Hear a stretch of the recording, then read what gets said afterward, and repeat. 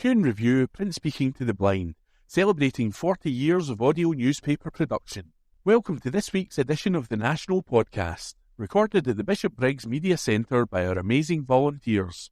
You can get in touch with us via Facebook, Twitter or Instagram using @Q&A Review, that is @CUEANDREVIEW. You can also contact us directly by emailing information@QNreview.com. That is INFORMATION@CUEANDREVIEW.com, or by calling 0141 772 3976. That's 0141 772 3976. This is from The National on Friday the 19th of January 2024. From the news section. COVID inquiry. Uncertain guidance caused Scotland care home deaths. This article is written by Lucy Jackson.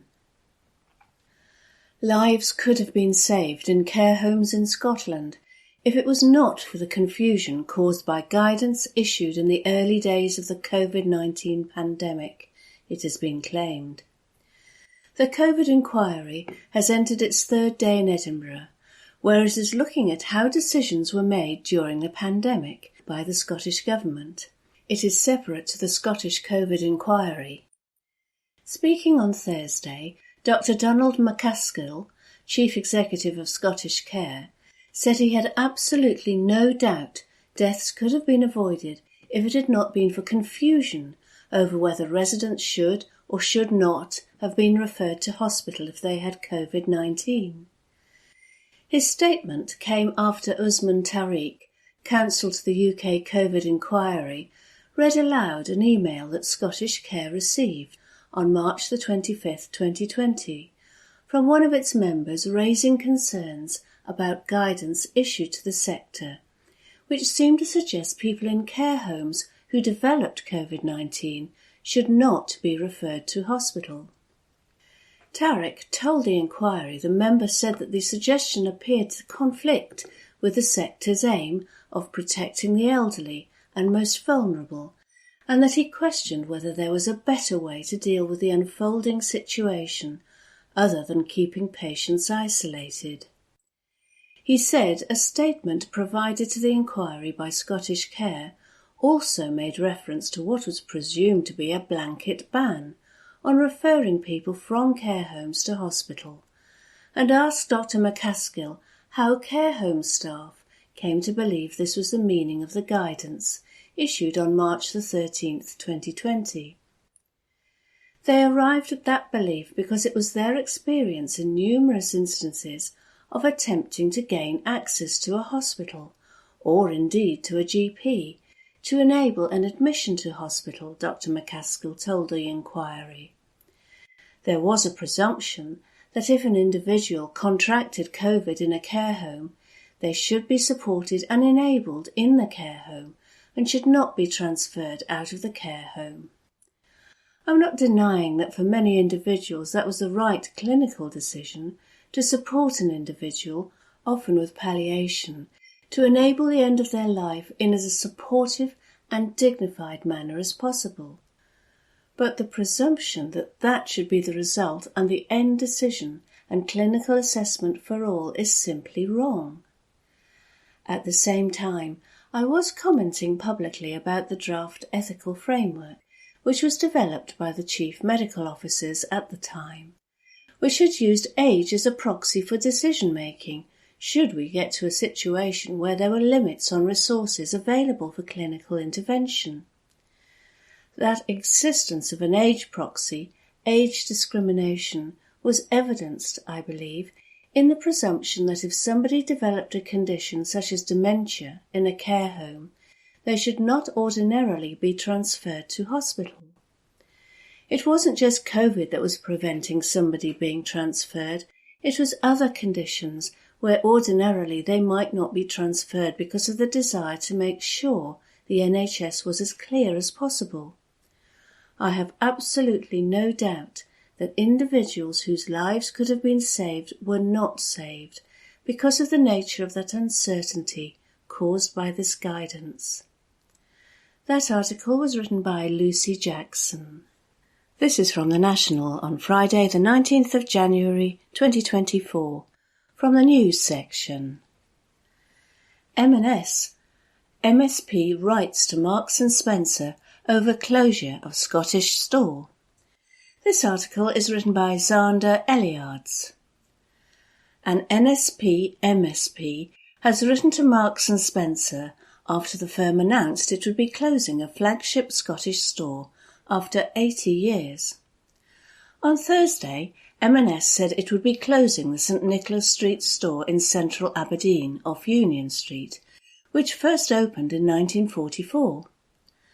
The firm said it would be expanding its outlets at Union Square near Aberdeen Station as part of a £15 million revamp. Kevin Stewart, the SNP MSP for Aberdeen Central, has written to the firm, raising concerns about jobs, what will happen to the vacated site, and offering to meet to discuss the path forward. The former Transport Minister wrote, "I understand that the new Union Square store will see Aberdeen become home to one of the leading stores in the M&S estate." Marks & Spencer has been at the heart of St Nicholas Square and Union Street for decades, and many in Aberdeen, including myself, are saddened to hear that your store there will be closing down. The news today will undoubtedly leave many of my constituents with concerns. I would be grateful if you could outline your plans for the staff who currently work in the St Nicholas store. Ideally, all staff who currently work at the St Nicholas store will transfer to the new store, but if that is not the case, I would implore you to ensure that any headcount reduction is carried out without compulsory redundancies. M&S previously told the Press and Journal that there will not be any permanent loss of jobs. Stewart's letter goes on. I understand that Marks & Spencer is the owner of the St Nicholas site, and I would ask that you play a proactive role in the search for a new tenant for the St Nicholas site. It would be devastating to the area if this site was to lie vacant for any length of time. Could I ask you to outline your plans for the St Nicholas site? Although I have concerns for the staff and customers of the St Nicholas shop, I welcome the investment in the Union Square store and the vote of confidence in Aberdeen that this represents. I wish you every success with the new store, and for Marks & Spencer to have as long a future at Union Square as it has a history at St Nicholas Square. I would welcome the opportunity to discuss with you the future of both the St Nicholas site and the Union Square store. Announcing the closure of the St Nicholas site on Thursday, Rachel Rankin, the North East Regional Manager for M&S, said that the firm was aiming to create a destination shopping experience. She said, "The scale of our investment is a vote of confidence in the future of retail in Aberdeen city centre. This will be a flagship store on the same scale as the city centre stores in Birmingham and Liverpool. Where we have already invested in new formats, our customers have responded to the destination shopping experience." That article was written by Xander Eliards. This is from The National on Friday the 19th of January 2024, from the news section. Scottish Government raises availability of food concerns over Brexit. This exclusive article is written by Hamish Morrison. Concerns have been raised by the Scottish Government about the availability of basic foodstuffs in Scotland due to inadequate information from Westminster on new Brexit trade measures, the National can reveal. In a letter to the UK Department for Environment, Food and Rural Affairs, the Scottish Government said it had received no clear answers from Whitehall on the implementation of the new border target operating model. The scheme sets new rules for how imported goods arriving in Britain from abroad are processed, including new digital health certificates for the likes of live plant and animal products.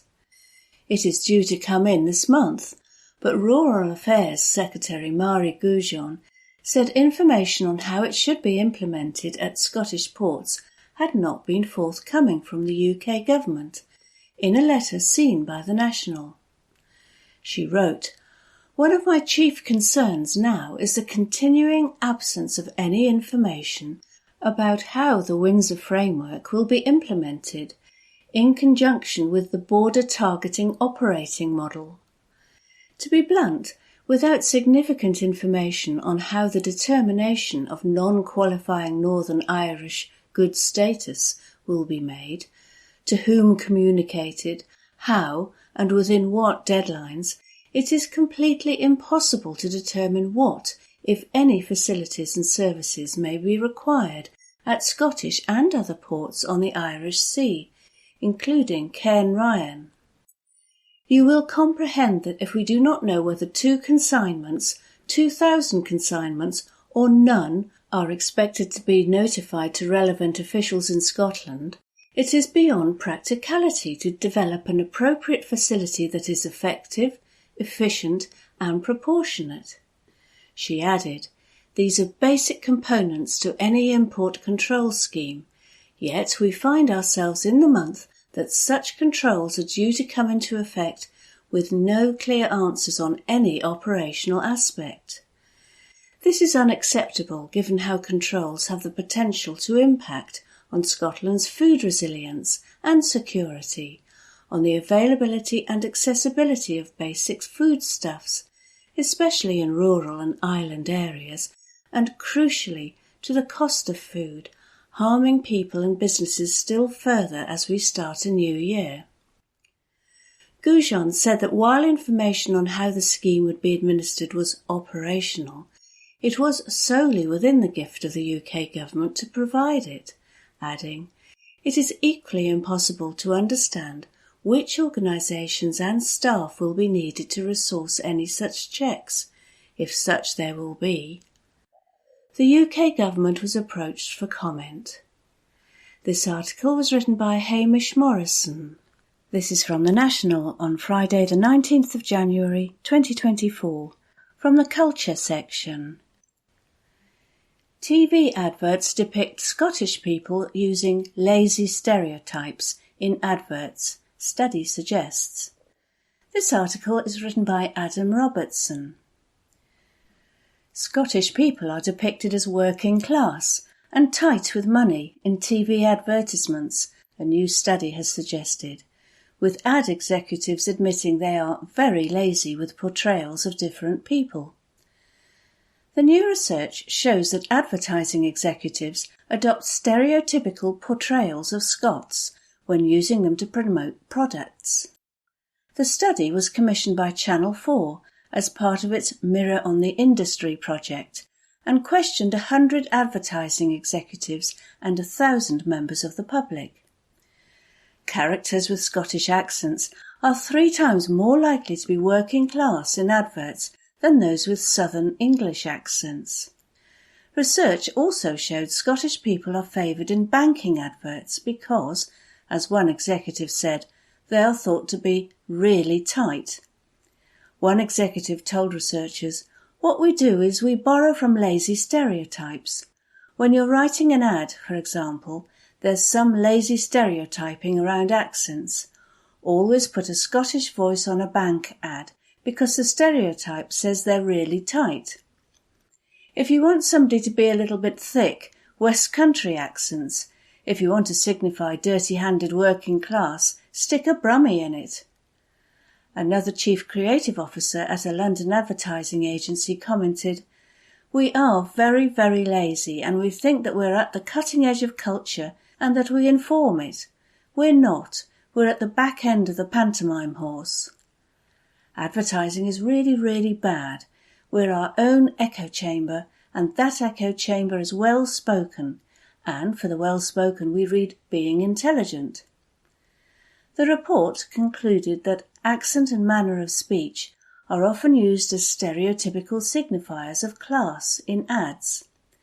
This is a technique commonly acknowledged by media professionals, highlighting how the class issue we have in the ad industry is infiltrating our creatives and reinforcing negative biases, it said. Representation and portrayal of working-class people can be improved by increasing awareness of industry and personal biases, leveraging insight and thinking carefully about how language and how subjects in briefs are written and defined. Research manager at Channel 4, Samantha Cannon, said, "Working on this project has made us unpick some of the assumptions around social grade and class and question whether this is okay, and what impact does this have on the ads being produced and broadcast to the nation? We don't have all the answers, but we do want to raise some of the key issues surrounding the topic and provide some ideas to think differently about it when it comes to advertising." That article was written by Adam Robertson. This is from The National on Friday the 19th of January 2024, from the comments section. Weighing up SNP's odds of fighting another day. This article is written by Gordon McIntyre Kemp. I have been getting a fair few emails and calls from people asking me to explain the SNP's electoral strategy. I haven't discussed it with the party, so the following are my outsider observations. It seems to me that the SNP have clearly set out their stall at the next UK general election to try to be nice to Labour voters. They are betting on a trifecta of Labour voter-friendly policies to stop the Labour surge this side of the border: freezing council tax, raising tax on higher earners to pay for vital services, and prioritising an industrial strategy, as Labour doesn't have one, are all aimed at the Labour vote. But I don't think it will work. Offering to work productively with Labour and the get rid of the Tories message is about those Tory SNP marginals where Labour votes are wasted. However, getting rid of the Tories doesn't work in the SNP's favour in all of those Labour SNP marginals, and that is the key battleground. They have accepted the polling narrative that getting rid of the Tories is front and centre of people's minds, but in the context of a UK election, getting rid of the Tories means voting Labour. Tactical voting may allow the SNP to take a batch of the 7 current Conservative seats, but they could lose double that or more to Labour as things stand. The SNP decided not to make this general election a de facto referendum, where a majority of votes would lead to independence, as they feared that Labour's English surge would spill over the border, and the fact that this is a UK rather than a purely Scottish election would make a majority vote a bigger ask than at Holyrood in 2026, after they have laid the groundwork. There is also the issue that in a general election, 16 and 17-year-olds and EU citizens cannot vote, 1 or 2% difference. In addition, new UK general election voter registration rules, also known as vote rigging rules, will target poorer, independent-supporting communities, and the increased spending limits mean that the Tories can outspend everyone else in a general election. The negative factor that has sealed the SNP's cautious approach is that the police investigation into the party's CEO and former leader has not reached a conclusion. It would be a massive distraction if the next steps are revealed during a de facto independence campaign. So, the SNP are hoping to minimise the damage of Labour's resurgence. They want to take some Tory seats to compensate for expected losses to Labour and maintain an SNP majority. That way, they get the mandate to attempt to negotiate independence, and when that is refused, they have a mandate to fund the Constitutional Convention from Scottish Government funds. The Convention's job would be to lay the foundations for a de facto referendum approach to Holyrood 2026. There are problems with this approach. Firstly, being nice to Labour offers them an open goal in winning back their old Glasgow and Lanarkshire heartlands from the SNP. Think of the psychology of Labour voters who switched to the SNP and supported independence. Those voters have lost an independence referendum, not got the UK government they wanted since 2010, very probably lost an EU referendum, and now they have a chance to get a win and get rid of the Tories by voting the way they used to, and the SNP's message doesn't really contradict that. Also, a great deal more of the SNP vote is purely independence-related than the party like to admit. Despite the promise that independence will be on line 1, page 1, etc., the indie part of the campaign seems lacklustre. If indie supporters stay at home like they did in 2017, and the recent by-election, to send a signal that the SNP are not radical enough on independence, then it could be a very bad night for the party. There is still time for the SNP campaign to get more creative, to be more radical, and to more forcibly make the case that Labour will be no better for Scotland than the Tories. The big hope is that if a Labour victory in the rest of the UK is seen as a done deal, then Labour voters may not feel the need to turn out, as Starmer has zero charisma and no personal appeal in Scotland. The police investigation into the SNP's financial dealings hangs above the party like a sword of Damocles. But if the investigation is dropped without charges, that will create a stooshy, an SNP bounce, and free up their ability to fundraise. It's too early to predict results. We don't even know the polling date yet. A lot can happen between now and autumn, if that's when it happens. But right now, it looks more like 2017 than 2015. That article was written by Gordon McIntyre Kemp. This is from The National on Monday, 22nd January 2024. From the News section. Garden shed blows onto railway near Scottish station. By Adam Robertson. Strong winds caused by Storm Isha led to a garden shed being blown onto the railway at a station in Glasgow.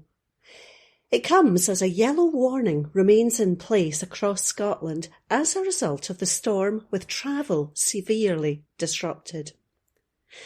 In a post on Twitter X, Network Rail Scotland said, "We've just found what remains of a garden shed on the line at Belgrove Station in Glasgow. If you live next to a railway, please secure garden sheds, trampolines and patio furniture as best you can." More images posted by Network Rail showed the extent of debris which still needs clearing. Another post said, "This is Whitecraigs on ScotRail's Glasgow Central to Neilston route. A large tree has fallen onto the railway here, damaging the overhead wires. We are working to clear the debris and repair the damage as quickly as we can." The latest update from ScotRail, posted shortly after 6 a.m, said, "There are currently no ScotRail services running following Storm Isha. This is for safety reasons. We'll keep our app, website and journey check pages fully updated, so please check them regularly for updates."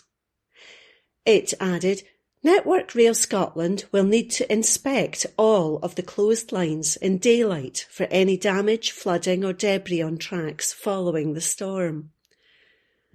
Other images showed the damage done in Shawlands in Glasgow, with one photo showing how a tree had smashed through a car window. We previously told how passengers were left shocked as strong winds blew a suitcase across the tarmac at Edinburgh Airport. A number of flights heading to and from Scotland were forced to divert as a result of the strong winds yesterday, while some were cancelled. Some schools remain closed, although the Met Office has said the storm is beginning to move away in its update this morning. That article was by Adam Robertson. This is from The National on Monday, 22nd January 2024. From the Politics section. WhatsApp. Carol Vorderman calls out misleading Nicola Sturgeon news stories. By Steph Brown. Carol Vorderman has called out misleading news reports about Nicola Sturgeon's pandemic WhatsApp messages. News outlets reported on Friday that the former First Minister deleted all her messages on the platform related to the coronavirus crisis as the UK inquiry heard she appeared to have retained no messages whatsoever. But Sturgeon issued a statement at the weekend emphasising that she did not steer the pandemic response via informal messaging. She added that the inquiry does have messages between me and those I most regularly communicated with through informal means. Sturgeon said she's not a member of any WhatsApp groups. Ex-Countdown star Vorderman has since highlighted the popular politician's comments. Vorderman added that she had deleted a previous comment she made on a news story, stressing it had been misleading. She encouraged people to read Sturgeon's statement in response to the BBC and other reports. Sharing Sturgeon's statement, Vorderman posted on Twitter X, Nicola Sturgeon's response to the BBC and other reports yesterday saying she had deleted her WhatsApp. Please read. After highlighting a key part of the statement, which said Sturgeon was able to obtain copies of messages despite them not being retained on her own device, she added, she also said she will give her evidence when she's scheduled to soon. I'm glad and will delete reference to the original report now as it seems it was misleading. Thank you for all your messages of support for her. She's very popular. Sturgeon said any handwritten notes made by her were passed to my private office to be dealt with and recorded as appropriate, stressing that at all times she acted in line with Scottish Government policy. I did not get every decision right, far from it, but I was motivated only and at all times by the determination to keep people as safe as possible, Sturgeon said. The inquiry also heard that former Deputy First Minister John Swinney and National Clinical Director Jason Leach also regularly deleted WhatsApp messages. Retired civil servant Ken Thompson, who was giving evidence at the inquiry, denied that this was done to try and defeat freedom of information requests. That article was by Steph Brown. From The National, Monday the 22nd of January, from the comment section. Israel's destruction of Gaza isn't a war, it's genocide. A comment piece by Steph Payton. If war is hell, there is no war in Gaza for Israel. Not why IDF soldiers continue to have such a raucous good time in the ruins of Palestine. Even a just war, if such a thing exists, comes with a terrible, terrible cost to human life and the collective consciousness of soldiers and societies. War digs its scars deep, and they bleed still long after the declarations of mission accomplished. Our own supposedly glorious wars have inspired many warnings to the young and zealous in the form of poems and stories that unmask the real face of conflict, the one only revealed after their propaganda stops and enlistment offices are closed. It's the old lie, dulce et decorum est pro patria mori. It is sweet and befitting to die for one's country. I do not see the heaviness of war in the faces of occupying soldiers when they post online about the schools and universities they've reduced to rubble. I do not see it either in the faces of those leaders who revel in the total destruction of Gaza. I do not see a war, I see genocide.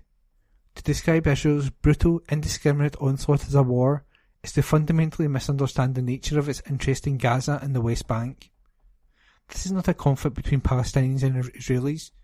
It is a conflict between Israel's desire to expand its borders by force and the Palestinians who live in their way. And Palestinians have found themselves vastly outgunned. What defence can Palestine truly make against one of the most militarised nations on the planet, with an imperialist West ready to arm and abet at every opportunity, unconditionally?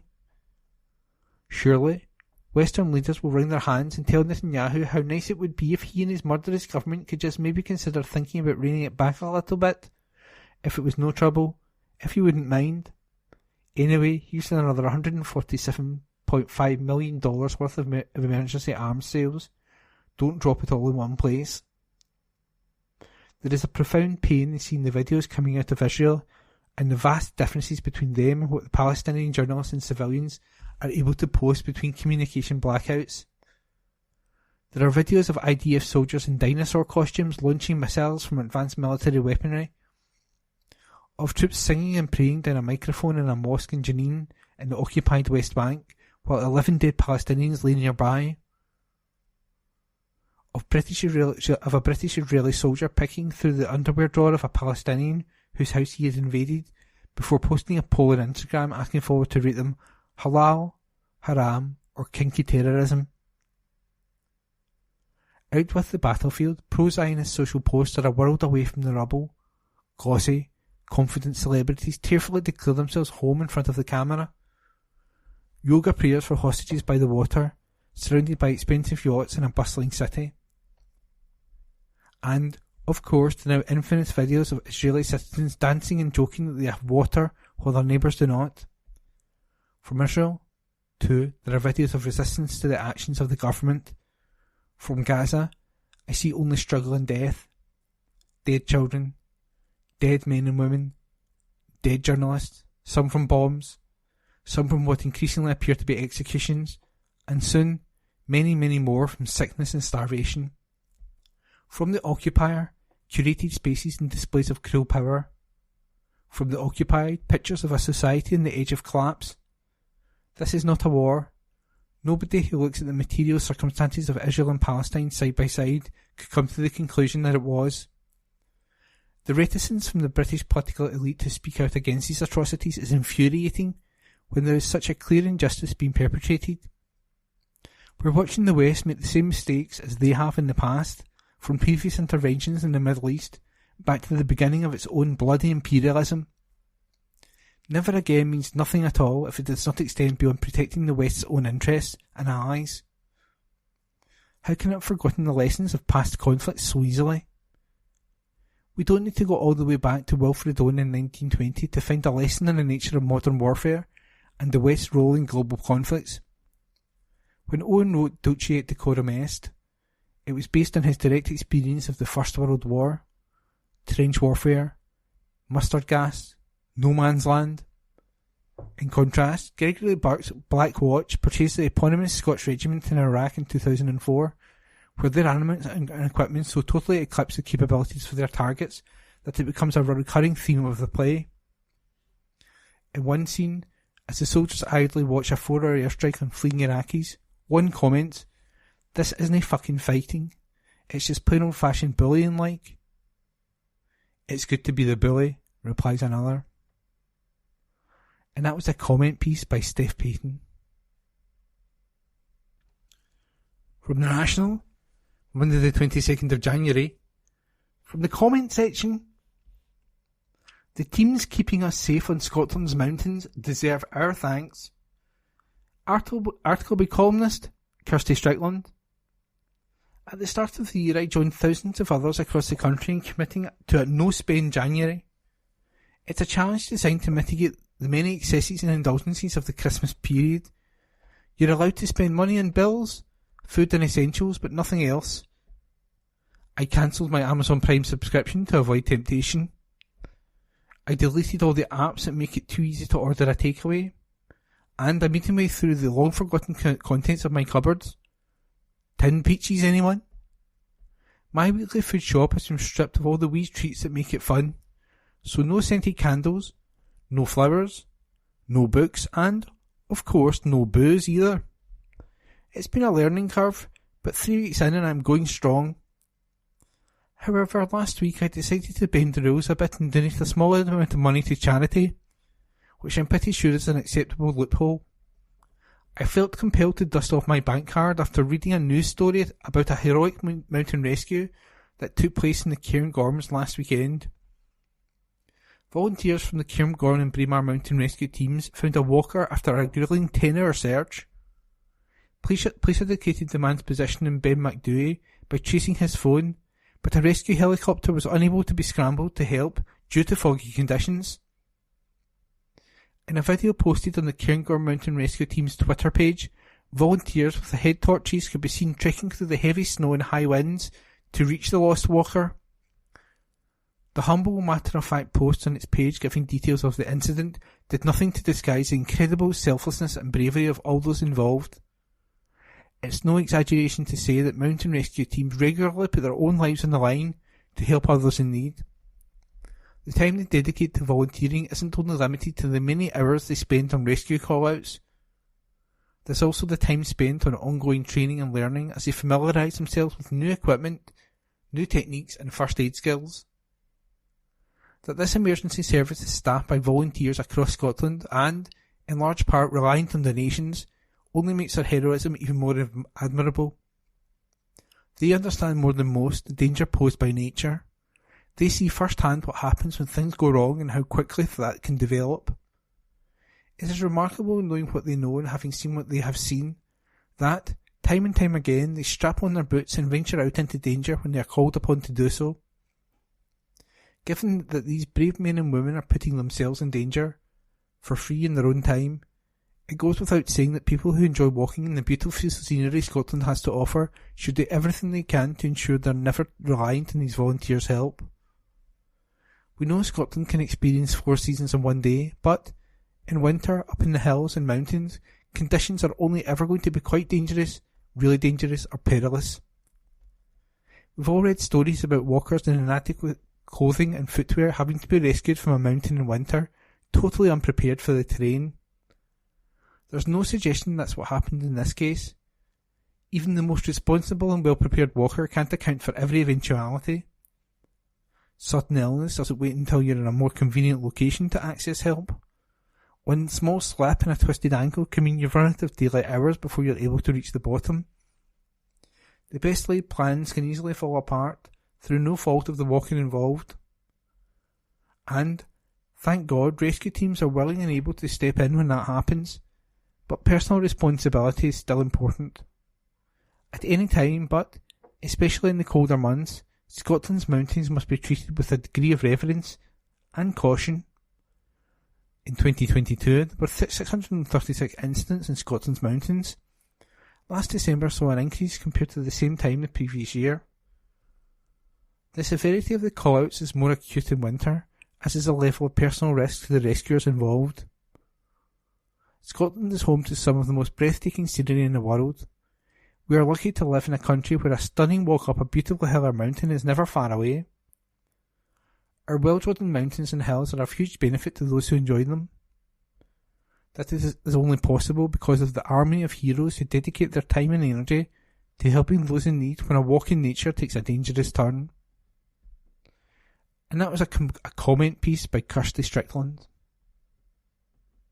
The National, recorded on Tuesday, 22nd of January, 2024. The Culture Section. Burns Night. I tried Aldi's vegetarian haggis and loved it. By Andrew Smart, SEO journalist. Like most in Scotland, I become all too familiar with the yearly ritual of tucking into a traditional plate of haggis, neeps and tatties, in honour of Scotland's national poet, Robbie Burns. However, as someone who lives in a largely vegetarian household, the dish always seemed to exclude those who chose not to eat meat. Comprising of sheep liver, heart and lung encased in the animal's stomach, haggis is perhaps the most meat-centric dish one can eat, and something even many ardent meat-eaters would turn their noses at. Luckily, Aldi and Macaulay's have released a vegetarian haggis that is now available in stores across Scotland. With Burns Night now only days away, and this month being Veganuary, I thought I'd give the haggis a try and see if it stands up to the real deal. Making Aldi's vegetarian haggis. I first began by preheating the oven at gas mark 5 before carefully reading the cooking instructions and removing the haggis from its plastic casing. There were 2 cooking options listed, with customers able to choose between the microwave and oven. I opted for the latter as this seemed like the most authentic out of the options available. I placed the haggis in an oven-proof dish and filled this to around halfway with boiling water from the kettle. I then put all of this in the oven's middle shelf and waited for around an hour and 15 minutes for the dish to cook. With all this done, I took the opportunity to pour myself a dram of iron brew. I avoided whisky as it was still afternoon and put my feet up. How did it taste? Once the haggis was ready, I began dishing it out and started my taste test. The first thing that stood out to me was how oaty the texture was compared to real haggis, with this initially taking away from the experience for me. However, these thoughts were quickly overtaken by a pleasant sense of surprise as the mix of black pepper, salt, chickpeas and ground pimentos came together to create an authentic taste that emulated that slight nip in real haggis. Despite containing no meat, it wouldn't be that easy to notice unless you were looking for it, as the texture of the minced ingredients was scarily close to the real deal. Final verdict. After trying the Aldi alternative, I can say with confidence that it's better than the original and something that I will be incorporating into my Burns Night traditions. Not only does it do a great job of emulating real haggis, but it stands up on its own as a fantastic wee meal on a cold winter's night. I'd give Aldi's vegetarian haggis a 4 out of 5 for its taste, but I still believe the meal and its texture could have benefited from fewer oats. By Andrew Smart, The National, recorded on Monday 22nd of January 2024. The Culture Section. Travel. In the Footsteps of William Wallace and Scott Hutchison in Selkirk, by Robin McElvey, travel writer. A brace of Seminole Scots have drawn me here to Selkirk in the Ettrick Valley. William Wallace and Scott Hutchison. I'm in search of the Kirk of the Forest, where Wallace is said to have been proclaimed the Guardian of Scotland in 1298. And this town, amid the bonny hills and the ancient Ettrick Forest, was where Hutchison, one of Scotland's greatest ever songwriters, was inspired to conjure up lyrics that also touch hearts, souls and minds. My quest starts well, being served a pint of local Tempest ale and superb Eyemouth-landed haddock and chips in the historic Cross Keys Inn in the Ettrick Bridge, by the son of another Borders luminary, Rory Steele, whose dad David was the Scottish Parliament's first presiding officer, is a life-affirming joy. Rory grew up here and couldn't bear it when the inn closed, so he bought it last year. Cross Keys is an essential community hub. I had to save it. We've breathed new life in. We've now got darts nights, quiz nights, and offer older members of the community a place to come to eat a hot meal and keep warm. In this part of the world, community is clearly not just a buzzword. I find more passion after walking 3 miles downriver to Akewood Tower, www.akewoodtower.com. My first base. It's quite something staying in a 500-year-old Borders Tower house.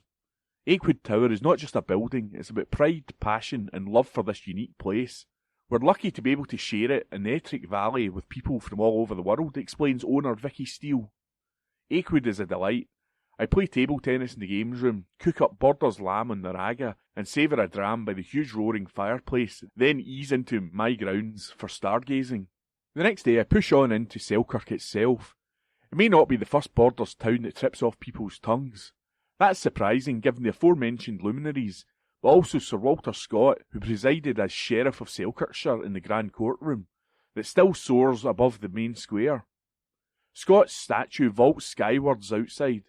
The first Borders Abbey was founded in Selkirk too. Without it, there may have been no Kelso Abbey. Selkirk also hosts arguably the most spectacular common riding.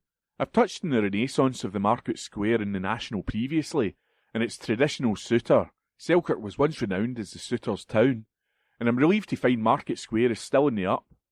Three Hills Coffee is roasting superb brews, and the general store remakery is going great community guns. The guys behind the Selkirk Distillers have just opened Tibby's, a gin bar and eatery. I savour their gin infused with real Selkirk bannock, made at Cameron's a few doors away, and enjoy the warm community tales of Eva Primuska as she pours delicious gins. My accommodation and centre for my second night is the Grand Scottish Baronial 5 Turrets, www.5turrets.com, which is gloriously contemporary inside.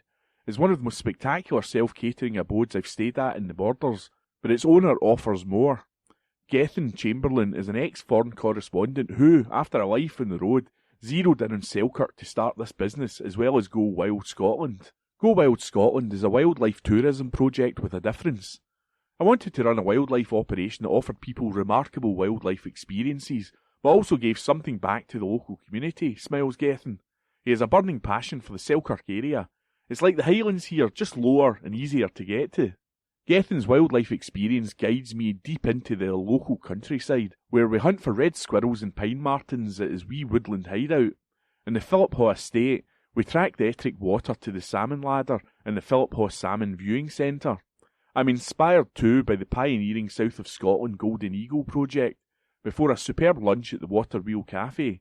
It seems all of Selkirk is cheerily out for lunch on this crisp January afternoon. Some Scottish estates are resistant to community interaction. Not Philiphaugh. Gethin guides me to Mulshew Wood. The estate let us regenerate this woodland for the community with native species, he explains, and we've put in an accessible 1 kilometre long walking trail with bird viewing, smartphone info points and a pond, so everyone can enjoy it on multiple levels. The beaming families we pass are a testament to its life-affirming success, with plans for a forest education centre. I spend my last hour with my 2 inspirations. A walk among the gravestones of the Kirk of the Forest, where Wallace accepted the responsibility of freeing Scotland from English tyranny. This could be a massive tourist draw, but Selkirk is too modest for that. As the shadows lengthen, I follow the community-owned loch at the Haining to Scott Hutchison's namesake bench. Peering over the peaceful waters, I think of Selkirk's impressive community heart. I hope Hutchison would have approved of where Selkirk is heading. He wrote of making tiny changes to Earth, and Selkirk is doing that by showing what communities can do with the same sort of passion that shone through his lyrics and that resounded through the spirit of Wallace. By Robin McKelvey. From the National, Tuesday the 23rd of January. From the news section, 4-day working week pilot gets underway in Scotland. Article by Ross Hunter. A 4-day working week pilot for public sector workers in Scotland has got underway. Last year, First Minister Humza Yousaf included a pledge to trial a 4-day working week for some public sector workers in his first programme for government. Now, the Scottish Government has confirmed that 140 staff at the South of Scotland enterprise are now working a 32-hour week with no loss of pay. Wellbeing Economy Secretary Neil Gray said, "Work has commenced on the 4-day working week public sector pilot to assess the wellbeing, environmental and productivity benefits a 4-day working week could bring. We have appointed think tank Autonomy as our expert partner to support the pilot. The team involved in this project have previous 4-day working week pilot experience, including from the Valencian government pilot and the Icelandic public sector pilot. The South of Scotland's enterprise 4-day working week Pathfinder work has been folded into Autonomy's methodology, and engagement will continue with other public bodies interested in participating in a 32-hour working week pilot. Autonomy will also provide support and evaluate organisations moving to a contractual 35-hour working week.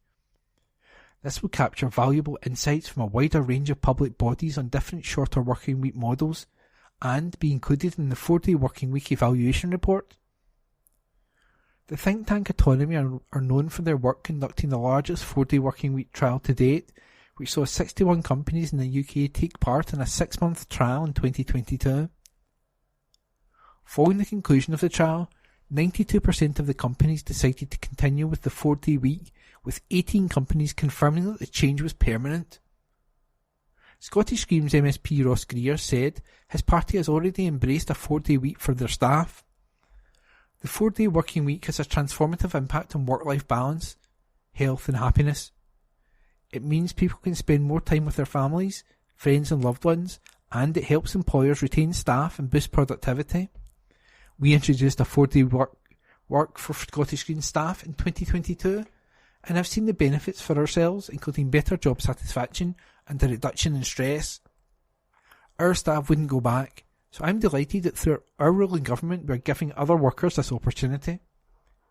The Scottish Government is rightly leading by example with these pilots. They will provide a lot of useful evidence and lessons which will in turn help other sectors and businesses to make the shift. Scottish Greens want a society where people are working to live rather than living to work. That means building an economy based on fair work, good wages and positive terms and conditions. The normalisation of a 4-day working week will be a key part of that change. Will Strong, Director of Research at Autonomy, added, "We're very pleased to be working with the Scottish Government on this historic trial. Alongside those who are already underway and the pilot and others who have already expressed interest, we will be looking to sign up a number of public sector organisations as the year progresses. A 4-day week with no loss of pay has been trialled extensively across the private sector and parts of the public sector to great success. It's important that we find out if it can also work in public sector organisations in Scotland." The National previously told of how one brewing business in Edinburgh embraced a 4-day week while continuing to grow. And that article was written by Ross Hunter. From the National, Tuesday the 23rd of January. From the news section, Scottish Council accused of holding funds after leisure centres saved. Article by Donald Turville, Local Democracy reporter. Edinburgh Council's finance chiefs have identified an additional £3.2 million for the city's cash-strapped leisure centres, averting a worst-case scenario which could have seen venues earmarked for closure. The cash injection for Edinburgh Leisure will include £800,000 to enable the organisation to return to paying all staff the real living wage, £12 an hour, after it opted out of the voluntary scheme last year to save money. Financial pressures have intensified for the publicly owned arms-length company due to increased energy bills and inflation in recent years, culminating in a forecasted £3.6 million deficit for the year ahead. Internal documents shared with Local Democracy Reporting Service this month showed the potential closure of 8 pools, gyms and sports facilities to save just under £2 million was presented to Edinburgh Leisure's board as part of a worst-case scenario financial planning for 2024-25. SNP councillor Kate Campbell said funding needed had been available all along and accused the Labour administration of choosing to hold off, allowing staff to be paid poverty wages and putting our leisure centres at risk. She added, "I'm glad Labour have finally caved in and all staff at Edinburgh Leisure will get the real living wage as a minimum, and our local sports facilities are no longer at risk. It's just a shame that, for around 300 workers, it's taken months of pressure from the SNP and trade unions to get here." Other measures to balance the books under consideration include reducing centres' opening hours, raising charges and reviewing employees' pension contributions. The shortfall has since been reduced to £3.2 million, which will be met by the Council if approved when the budget is set next month, a report to this week's Finance Committee confirmed. Council leader Cammy Day said he was committed to providing quality sport and leisure facilities for our residents. He added, "The Labour-led administration have been working alongside senior council colleagues to ensure we safeguard these facilities, and I am proud to say that we're finding the funds in our council budget, set later next month, to do so." SNP councillors welcomed the move, but accused the administration of choosing to hold off, funding and allowing staff to be paid poverty wages and putting our leisure centres at risk. Lib Dem group leader Kevin Lang said it was a huge relief that the money had been found to keep Edinburgh Leisure venues open, adding, "It was frightening to hear that some leisure centres and swimming pools were at risk." The additional monies will be made up of £1 million COVID support funding due to be allocated to Edinburgh Leisure over the next 3 years, but now being accelerated in 2024-25, with the rest directed from other sums previously set aside for continuing COVID impacts, the report said. It added, "The precise profile of this funding will be a subject to further discussion between the Council and Edinburgh Leisure as this revised model develops the final deficit figure as agreed." Day said, "Physical activity is vital for the physical and mental health of our city and is a key priority. The Labour-led administration have been working alongside senior council colleagues to ensure we safeguard these facilities, and I am proud to say we're finding the funds in our council budget to do so. I'm incredibly grateful to Finance and Resources Convener Councillor Mandy Watt, senior council colleagues, and Edinburgh Leisure for their huge efforts on this. We're also working to find a resolution on paying the real living wage to Edinburgh Leisure's employees. However, we also need to face up to the stark financial situation that we find ourselves in. Local authorities have suffered a decade of continuous real-term income cuts from central government, and Edinburgh is no exception. In fact, Edinburgh remains the lowest funded council per head in Scotland, Despite the unique pressures which come along with being Scotland's capital city, such as our projected population growth, the climate crisis, and our well-documented housing emergency. High energy bills, combined with inflation, have also brought significant pressure on both Edinburgh Leisure and the Council's wider estate. These factors are putting us under unprecedented pressure and are completely unsustainable. I'd call on all representatives in our city to demand that the government properly fund Edinburgh so we can continue delivering the services our residents deserve. Councillor Lang said, "It's a huge relief that the money has been found to keep Edinburgh Leisure's venues open. With a growing crisis in terms of the organisation's finances, it was frightening to hear that some leisure centres and swimming pools were at risk. It's now important to get Edinburgh Leisure onto solid financial footing for the long term. As part of that, I hope SNP councillors will never again threaten to withdraw all the organisation's funding. In my 7 years as a councillor, this is one of the most irresponsible and dangerous moves I've seen from a political group. I sincerely hope it's never repeated." And that article was by Donald Turville. The National News on Wednesday, the 24th of January. Post Office team wasn't qualified in Scots law. An article written by Adam Robertson. The Post Office's legal team passed sub-postmaster cases on to prosecutors in Scotland without being qualified in Scots law, the Horizon IT inquiry heard yesterday.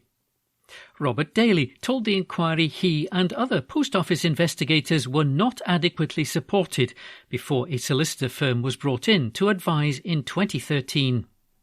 Mr. Daly also said Horizon data alone was not sufficient to proceed with a prosecution of a sub-postmaster in Scotland, but it was sufficient in England and Wales.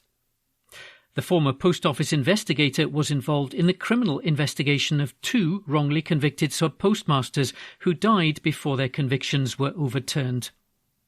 Newcastle sub-postmaster Peter Holmes was handed a community order and a curfew, and William Quorm, who had a branch in North Uist, was sentenced to 150 hours of unpaid work following their convictions. Giving evidence at the inquiry yesterday, Mr. Daly said the prosecution of sub-postmasters in Scotland required 2 corroborating pieces of evidence.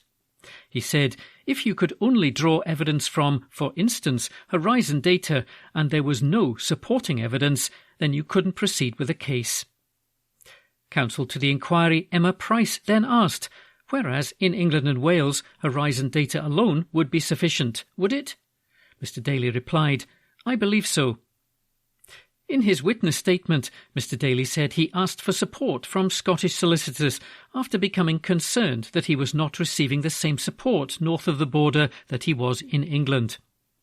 The statement read, it was recognised within the Post Office legal services and the security team that they weren't knowledgeable about Scots law. I was concerned that I wasn't receiving the same legal support, and I recall that I asked if Scottish solicitors could be sought to assist and advise on whether there was sufficient evidence to submit a file to the Crown Office and Procurator Fiscal Service. Miss Price asked, do you mean that there were no Scottish qualified lawyers within the criminal team? Mr. Daly replied, correct. Miss Price continued, is it right, therefore, that prior to managing to gain approval for BTO solicitors to advise on Scottish cases in 2013, the criminal law team was providing a decision on whether a case should be passed to the Crown Office and Procurator Fiscal Service without being qualified in Scottish law? Mr. Daly said, I believe so, yes. The counsel to the inquiry then asked, did that concern you at the time? Mr. Daly responded, it did concern me more when I was on my own in Scotland from about 2000 until 2008, or 2009 possibly. I was the only investigator, and I just felt as if, at times, I would pass a case down to the criminal law team and there wasn't a full understanding of Scots law. I did approach the subject prior to 2013 to question if we could get anyone, but that just wasn't forthcoming at that time. I can't recall the dates when I did that. Miss Price went on, can you recall how long before 2013 you raised that? The Post Office witness said, possibly a couple of years, I just can't be certain. Miss Price also asked, Do you consider that Post Office investigators in Scotland were not adequately supported prior to the appointment of BTO solicitors to advise in 2013? Mr. Daly replied, yes. More than 700 Post Office branch managers were convicted after Fujitsu's faulty accounting software Horizon made it look like money was missing from their outlets. An ITV drama telling the story of the Post Office scandal aired earlier this month.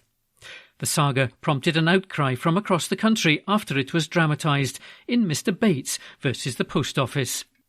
Hundreds of sub-postmasters are awaiting compensation, despite the government announcing that those who have had convictions quashed are eligible for £600,000 compensation. An article written by Adam Robertson. The National Politics on Wednesday, the 24th of January. Reaction as Scotland to Europe ferry plans are scrapped. An exclusive article written by James Walker. An SNP MP has said he is disappointed in both the UK and Scottish governments after plans for a new Scotland to Europe ferry were ditched due to a lack of financial backing. The route, 3 return sailings per week from Rosyth to the French port of Dunkirk, was earmarked for a May 2024 start date, but ferry operator DFDS pulled the plans on Tuesday, telling stakeholders in an email seen by the National that it was no longer feasible due to a lack of commitment from the Scottish and the UK government to help with start-up funding. Douglas Chapman, SNP MP for Dunfermline and West Fife, has been the lead campaigner for the issue for years. He told the National that despite our best efforts, it looked as though the service is locked in port indefinitely. He thanked shipping expert Derek Sloan, as well as Fife Council and staff at both ports and DFDS, for the time and energy that they put into the project. Mr. Chapman added that he was clearly disappointed in both the UK and Scottish governments, especially given the decision not to back the project was in the face of worsening export figures and the disastrous consequences of Brexit on the Scottish economy.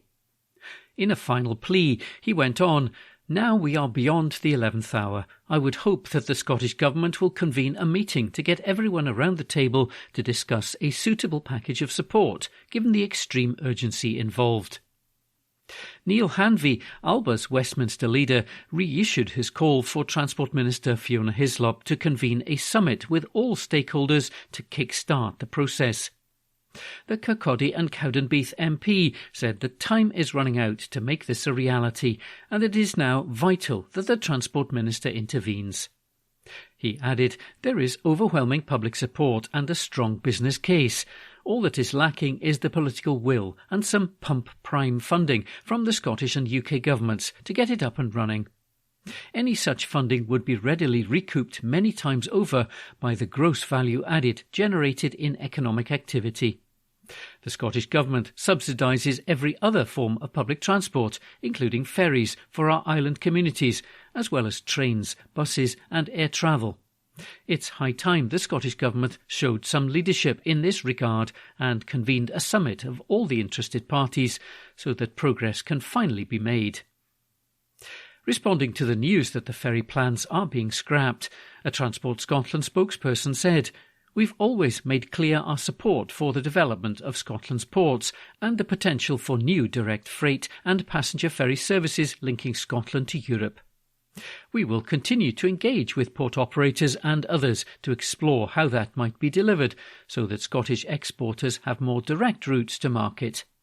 The Scottish Government cannot subsidise routes in ways which would be anti-competitive beyond considering the availability of limited grant funding opportunities for freight initiatives.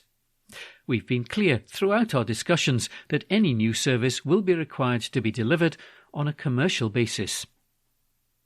An exclusive article written by James Walker. The National News on Wednesday, the 24th of January. Trains suspended and thousands without power in Scotland after Storm Jocelyn. An article written by Laura Pollock.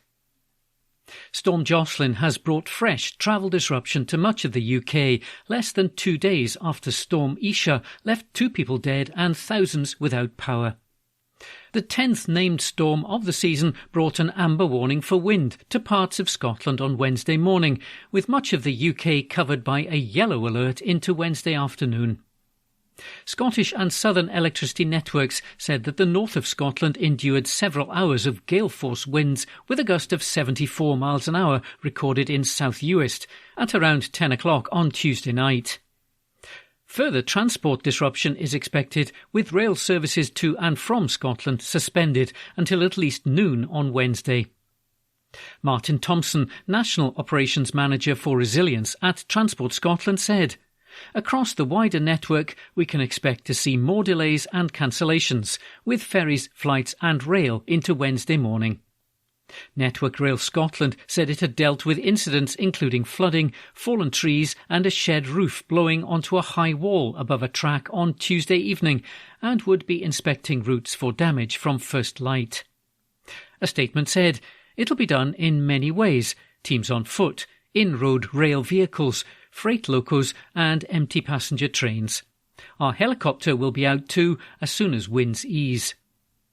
ScotRail said all lines will be checked before services restart, saying it will be later on in the day before any trains can run. Avanti West Coast told passengers not to attempt to travel north of Preston until at least noon on Wednesday, and warned journeys in northwest England may take longer due to speed restrictions. Ferry services were also disrupted, with some Calmac services cancelled due to the weather conditions. Finlay McRae, head of operations at Calmac, said, "It's a challenging and difficult time for communities, with travel and supply chains interrupted throughout prolonged periods of adverse weather. While disruption is unavoidable, we're continually looking at service resumption options when there's a weather window and it is safe to do so. The safety of our crews, port staff and the customers we serve is our priority. We are always grateful to the communities who use the network for their patience and understanding during storms." Northlink Ferries said that morning sailings between Stromness on Orkney and Scrabster on the mainland and from Scrabster to Stromness were cancelled due to the adverse weather forecast. The 4:40 p.m. sailing from Stromness to Scrabster and the 7 p.m. sailing from Scrabster to Stromness remain under review. The A76 was closed in both directions between Skelmully and Largs in western Scotland due to water breaking over the sea wall. The fourth bridge was open to cars and single-decker buses, with restrictions on high-sided vehicles on several bridges. 8 flights were cancelled at Dublin Airport and 4 at Glasgow Airport on Tuesday evening. An amber warning for wind issued by the Met Office is in place across the north and west of Scotland until 8 a.m. on Wednesday, with a yellow warning in place until 1 p.m. across Scotland, Northern Ireland, North Wales and North West England. A further yellow warning runs from 3 p.m. across North East England, the Midlands and South Wales. The number of flood warnings, meaning flooding was expected, had reached 37 in Scotland. Forecasters expect winds to gradually ease from the south as Storm Jocelyn moves away from the UK on Wednesday, which will be a day of sunny spells and blustery showers, although mainly dry in the south. Cloud and outbreaks of rain will move northeast on Thursday, with brighter conditions on Friday and Saturday and frequent showers in the north. Scottish and Southern Electricity Networks Distribution said its teams are working hard to restore power to customers in the north of Scotland whose supply has been affected. As of 8 a.m. on Wednesday, supplies have been successfully restored to 2,200 customers, with just under 2,400 properties currently off supply. Andy Smith, Operations Director at SSEN Distribution, said, "Jocelyn is the second severe storm the north of Scotland has faced in 3 days, and I'd like to thank our customers for their patience while we respond to it. Our network has held up well overnight, given the strength of winds we have seen across western and northern Scotland, but our teams still face another day of challenging conditions as we work hard to reconnect all of our customers." The family of a man who died after the car he was travelling in hit a fallen tree during Storm Isha have said their hearts are broken as they pay tribute to the much-loved 84-year-old. James Jimmy Johnston from Grangemouth was the front seat passenger in the car which struck a tree on the A905 Bean Cross Road in Grangemouth at around 11:45 on Sunday. Police said he was pronounced dead at the scene, while the other occupants of the vehicle were not injured. In a statement released through Police Scotland, Mr Johnston's family said, "A much-loved and well-respected family man who left a lasting impression on all who had the privilege to have met him. Our hearts are broken as a family, however, we take great comfort in knowing that he has been reunited with his beloved wife Anne." Police appealed for information about the incident. Road Policing Inspector Andrew Thompson said, "Our thoughts are with the family and friends of Mr Johnston and all those involved in the collision. We continue to offer them support as our inquiries progress. I'd be keen to speak to anyone who saw what happened or who was on the A905 around 11:45 p.m. on Sunday. I'd also request anyone with dashcam footage of Bean Cross Road around that time to please review your footage and bring anything of significance to our attention." An article written by Laura Pollock. The National News on Wednesday the 24th of January. University setting its sights on the stars. An article written by Gregor Young. Heriot-Watt University has taken its first major step towards creating a space cluster after Edinburgh City Council approved plans for a £2.5 million state-of-the-art telescope station at the university's research park on the west of the capital. The planned Hub Optical Ground Station aims to demonstrate and test satellite quantum secure communications to counter cyber attacks. It's part of a collaboration also involving the universities of Strathclyde, Bristol and York, with space engineering expertise from the UK Government Science and Technology Facilities Council's RAL space facility. The optical ground station will further support research across a broad range of areas, including astronomy, astrophotonics and optical communications. Groundwork on the project, part of a major investment into a quantum satellite mission funded by the National Quantum Technologies Programme through the Quantum Communications Hub, is expected to begin this year. The project marks a strategic shift for the university as it looks to establish itself as a base for cosmic research and innovation. Professor Jill Murray, Deputy Principal of Business and Enterprise at Heriot-Watt, is now calling on more firms from across the space technology sector to consider a presence within the research park, which is the largest of its kind in Scotland, with around 1,000 staff across 28 organisations. Ms Murray said, "The burgeoning space industry in Scotland represents the latest frontier for which we are actively seeking to cultivate a pool of highly skilled graduates to propel innovation and research. The goal is to transcend traditional learning spaces and laboratories, fostering an environment conducive to groundbreaking collaborations. Any company that works in the space sector and who chooses to set up here will not only have ease of access to Scotland's capital and the Central Belt, but to our raft of talented students keen to gain industry experience and employment." An article written by Gregor Young. The National, Thursday the 27th of January, from the sports section. Crosby wants Scotland to end era of mediocrity with Six Nations title, by Duncan Beck. Luke Crosby insists Scotland are determined to prove they are genuine Guinness Six Nations title contenders as they aim to make up for a disappointing World Cup. Gregor Townsend's men exited France 2023 at the group stage after losing to South Africa and Ireland, and, although competing in one of the tournament's toughest ever pools, they feel that as world-class side, they have more to offer. The theme of underachievement extends into the Six Nations, with third place in 2023 their best performance since finishing in the same position 5 years earlier. It is an unsatisfying return for a group of players considered among the best ever produced by Scotland, and Crosby insists there is a desire to end an era of mediocrity. As a group, we know we're a world-class team, but we need to put those results on the board in the Six Nations, the Edinburgh flanker said. We've taken our learnings from the World Cup. We've processed that individually and collectively. Now it's time to prove to the nation what we know ourselves, that we're a world-class team. It's about getting the results. It's as simple as that. We know the talent we have in our group individually. We know that on our day we're one of the best in the world. Now it's about putting that into practice. We look at the quality of our camp already. Everyone has shown an appetite to show what they can do as an individual and as a collective. We fell a bit short at the World Cup, so as a collective we want to get better. It's business time for us. If Scotland are to mount a meaningful challenge for the title, they must end their long wait for victory in Cardiff, which now stands at 22 years, when they face Wales on the opening weekend.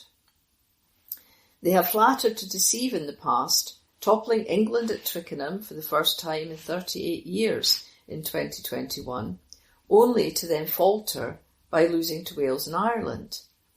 It is this inconsistency that has proved so costly, and for Crosby, the key is to ensure they adopt the right attitude in every one of the 5 matches that will define their post-World Cup outlook. If you turn up to a game at international level thinking you might lose, you've lost already. So, when you turn up, you have to know that you're better than your opposite man, he said. We have to walk into every game thinking we're going to win, because if you don't think that, you're going to lose and there's no point turning up. That's the mentality we've got. We need to start strong and get the result in every single game. Once Wales have been negotiated, France and England visit Murrayfield in matches that will dictate whether a first Six Nations title remains a credible option. That was an article by Duncan Beth.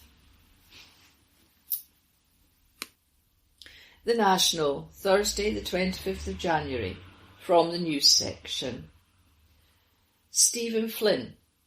No SNP MPs will enter the House of Lords under my watch, by Ross Hunter.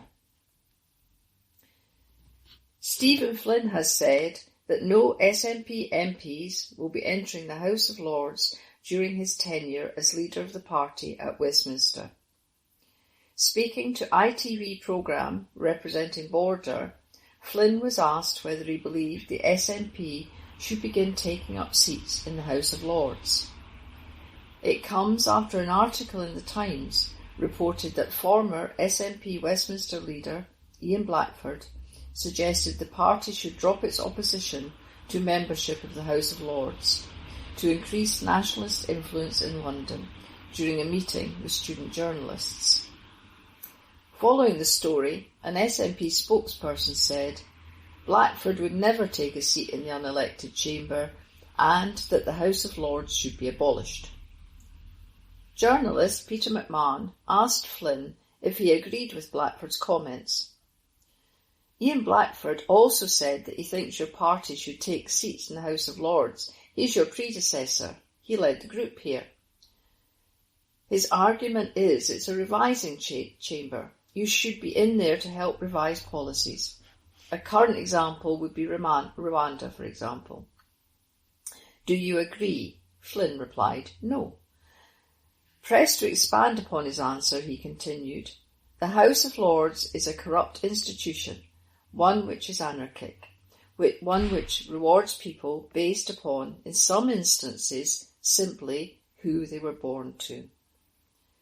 There will be no SNP MPs entering the House of Lords, or indeed any SNP members entering the House of Lords on my watch. On Tuesday evening, SNP MP Joanna Cherry criticised Blackford's comment and suggested he was gunning for a peerage. She said in a post on X or Twitter, let me guess. Could it be because you want a peerage? Responding to Flynn's comment, she said, "Thank you, Stephen. While there are respectable arguments to be made for accountable second houses or revising chambers, this share of SNP peerages in the House of Lords need knocking on the head, as it is categorically not SNP policy." That was an article by Ross Hunter. The National, Thursday the 26th of January, from the news section. UK government unlikely to scrap biofuel cap to save Grangemouth, by Ross Hunter. Grangemouth is being held back from transitioning into a producer of a sustainable aviation fuel due to regulatory barriers imposed by UK government, according to a minister. During a meeting of the Grangemouth Future Industry Board on January the 18th, the head of legal affairs at Petronas Scotland, Ian Hardy, noted the barriers that existed to Grangemouth developing into a producer of biofuel and sustainable aviation fuel. Scottish Government Energy Minister Gillian Martin had asked what would be required to turn Grangemouth into a biorefinery and turn the transition to our advantage. However, Hardy said that the UK government's cap on hydro-treated esters and fatty acids, HEFA, a renewable diesel fuel produced from vegetable oils and fats, would need to be addressed to make this possible. Currently, he said, the cap put British companies at a disadvantage compared to their European neighbours. While the European Commission placed no limit on the amount of so-called green jet fuel that can be produced for the purpose of sustainable aviation, the UK imposed a cap due to concerns that aviation would monopolise the market for waste biofuels and result in more fossil fuels being produced by road and maritime sectors. Hardy said that transitioning Grangemouth to a biorefinery was commercially suboptimal while the cap remained in place. But UK Minister for Energy Security, Graham Stewart, said it was unlikely that national policy would be reshaped unless it is applied to all areas of the UK. The Scottish Government's Wellbeing Economy, Fair Work and Energy Minister, Neil Gray, said the UK Government refusing to change its policy on HEFA unless it applied to areas outside of Scotland was simply not good enough. He said, "It is very welcome that the UK Government committed to considering any proposals that support the long-term sustainable future of Grangemouth, and I have written to the Minister of State for Energy, Security and Net Zero to follow up on this." However, it is clear that there are serious regulatory barriers to the owners developing some of its most viable, new, more sustainable economic opportunities, such as sustainable aviation fuel. We heard that the major barrier is immediate investment in a biorefinery is UK regulation on the feedstock. If the message from the UK Government is that it is not going to make changes unless it suits the rest of the UK, then this is simply not good enough. Grangemouth's hard workers and the wider community deserve better, and our future as a net zero country depends on them stepping up. All of us want to see the best possible future for Grangemouth, but the key powers in this area lie at Westminster, and we will continue to push them to make the necessary changes to ensure that it plays a key role in powering Scotland's drive to net zero. On the refinery and on other future opportunities for the Grangemouth site, the Scottish Government stands ready to work with UK ministers to see a sustainable future for the site. It comes after the fate of Grangemouth appeared to be sealed as ministers agreed to support its transition. Last year, bosses announced that the refinery could be closed as soon as 2025. That was an article by Ross Hunter.